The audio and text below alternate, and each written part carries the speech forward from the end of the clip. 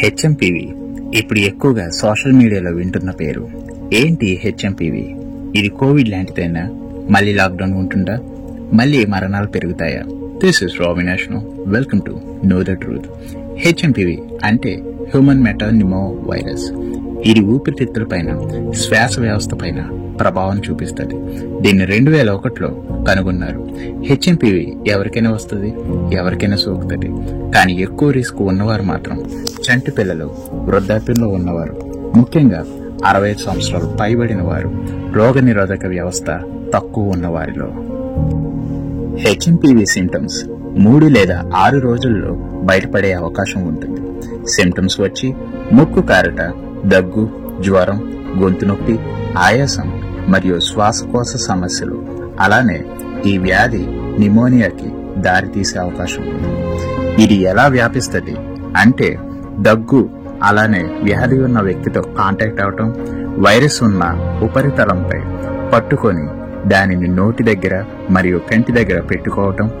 Same COVID-19 ఏ విధంగా సంక్రమిస్తుందో అదే విధంగా హెచ్ఎంపీవీ ఒకరి నుంచి ఒకరికి దాటుకుంటుంది. దీనికి ట్రీట్మెంట్ అంటూ ఏమీ లేదు. రెస్ట్ గా ఉండటం, బాడీని హైడ్రేట్ గా ఉంచడం, అంటే నీరు ఎక్కువ త్రాగుతూ ఉండాలి. జ్వరానికి, నొప్పులకి మందులు వాడుట, సివియర్ కండిషన్స్ లో వెంటిలేటర్ లేదా ఆక్సిజన్ థెరపీ పొందుట, నిరంతరించుట, చేతులు కడుగుట, శానిటైజర్ వాడటం, తరచూ మొహాన్ని మరియు కళ్ళని పట్టుకోవటం నిరంతరించుకోవాలి. దగ్గినప్పుడు, తుమ్మినప్పుడు మొహంపై అడ్డు పెట్టుకోవాలి. తరచూ పట్టుకునే ఉపరితలాలను శుభ్రపరచుకుంటారు. చిన్నపిల్లలను, పెద్దవాళ్ళను, ఆరోగ్యంగా బాగోలేని వారి నుంచి దూరంగా పెట్టాలి. ఎందుకంటే HMPV symptoms, common cold symptoms రెండు ఒకే రీతిగా ఉంటున్నాయి.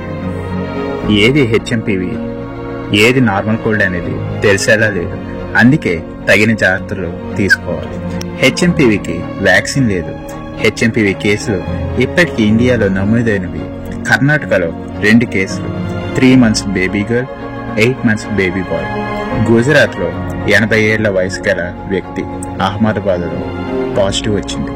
మహారాష్ట్రలో 2 కేసులు సస్పెక్ట్ చేస్తున్నారు. తమిళనాడులో 2 కేసులు నమోదయ్యాయి. మరి హెచ్ఎంపీవీ కోవిడ్ లాంటిదా అంటే కాదనే చెప్తున్నారు వైద్య నిపుణులు. హెచ్ఎంపీవీని గ్లోబల్ ఎమర్జెన్సీగా పరిగణించట్లేదు, పాండమిక్ గా కూడా ప్రకటించలేదు. కోవిడ్ లాగా భయపడిన అవసరం లేదు.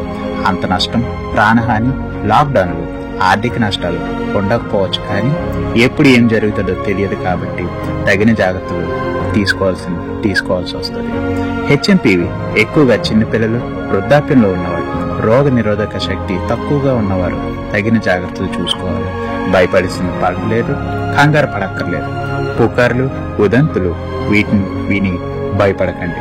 సరి అయిన సమాచారం తెలుసుకోండి, అవగాహన పెంచుకోండి, భయాన్ని విడిచి ఆరోగ్యంగా బ్రతకండి. This is robin.